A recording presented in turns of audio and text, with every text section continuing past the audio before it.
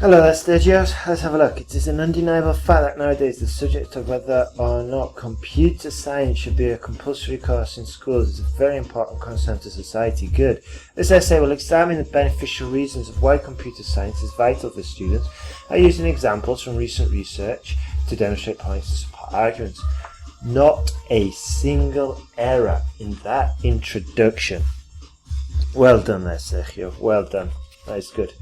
To begin with, in many schools, the computer science courses, or the computer science course, has impacted, has influenced us, has improved students' knowledge in a positive way, and there are a variety of justifications for this. There is a variety.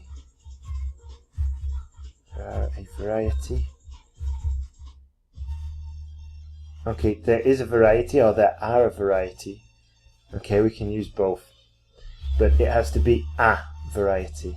Okay, the predominant reason is that computer science is a fairly new discipline. In addition, it includes a wide variety of different sections such as programming and hardware design. Consequently, although students have the maths as a compulsory subject,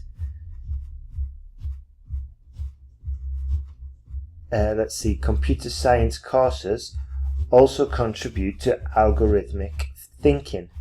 Okay, so what I did is I just shortened the sentence and went for clarity. Okay, and also I'm trying to avoid repeating computer science. Okay, I'm trying to use pronouns or just a slightly different way of saying computer science. This course, for example.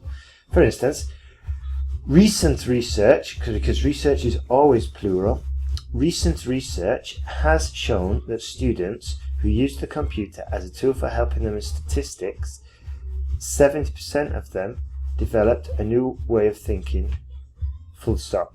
Okay, so subject, verb, object. 70% of students who used the computer as a tool for helping them in statistics developed a new way of thinking. Yeah, a million times clearer. What's the subject? 70% of students. Okay, so try to get into that style of writing. For instance, from recent research has shown that 70% of students develop a new way of thinking. You got it first time. Sorry. So subject, verb, object. Therefore, students have the skill to recognize and solve problems. Okay, good.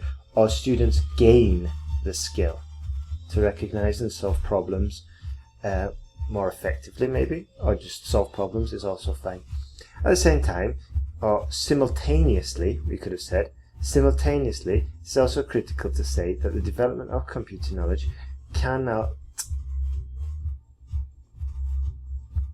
find a routine interaction with technology. Don't know what that means.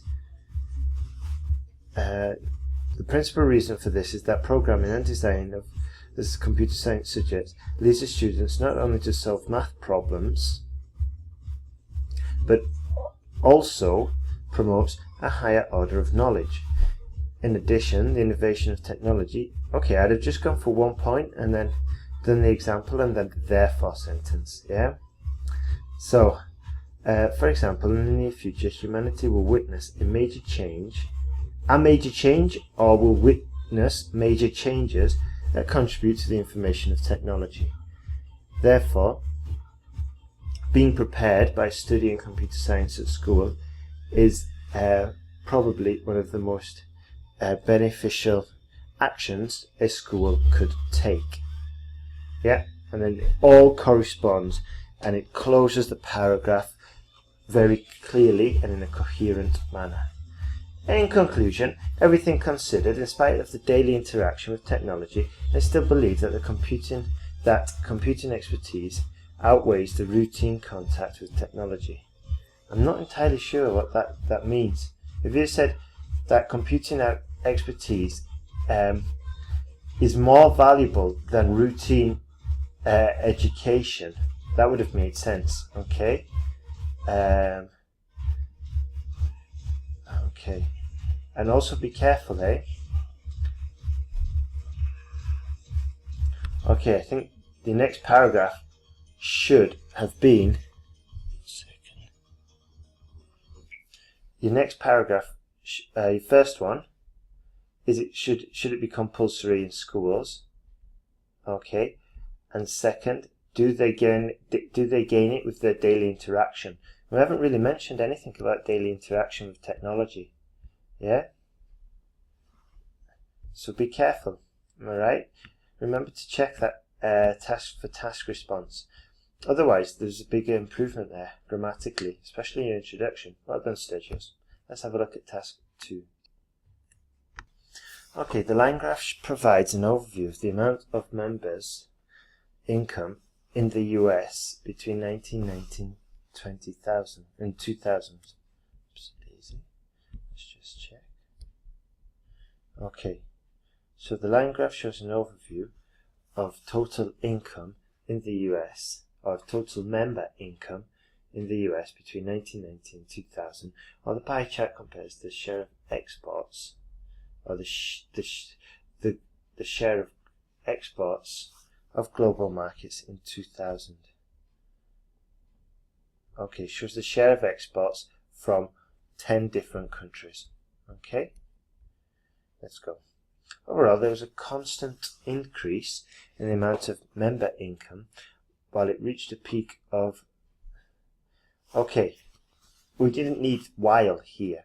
Okay, while we'd use differently, we should say and it reached a peak of almost 150. If we're going to say almost, just round it and say reached a peak of almost 160,000 billion US in 1997. However, Bensland had the largest had the largest share of exports, whereas Joland and Petersland had had the smallest share of exports.